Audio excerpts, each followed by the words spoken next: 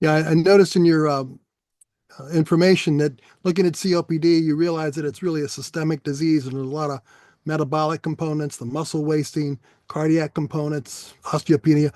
And it's interesting that you're repurposing meds to help the COPD patient because of the different aspects of the disease and the pathophysiology. So, can you tell us a little bit more about the science behind this?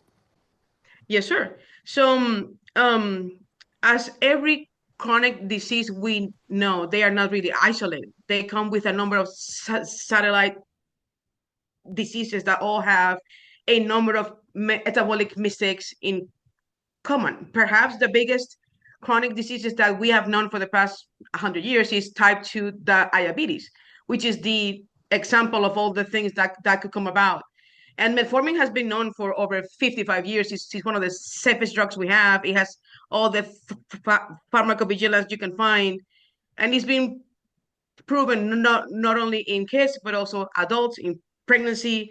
It's a safe thing that has a multifactorial aspect of its mechanism of action. It can work in, it can impact not just the liver, but the liver, the gut, the muscles, the brain. And it's not just the metabolic aspect, but also the aging aspect. So back in 2019, we were talking, my PI back in Harvard and we started talking about how we can reverse the aging effect that we see in COPD.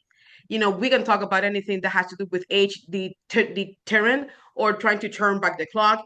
And when you talk about turning back the clock, then you go into the land of cancer and metformin. And so we thought, well, what if metformin really helps just to prevent the aging aspect of the alveolar epithelial cells we see? So we did a pilot study, which is in the Blue Journal in 2021, where we gave mice metformin after being exposed to cigarette smoke. And these animals are actually protected from emphysema, from airway remodeling. And quite impressively, we found that the telomeres of the lungs were actually prevented from losing its length. So we thought, okay, so there is more to this than just the metabolic aspect of it.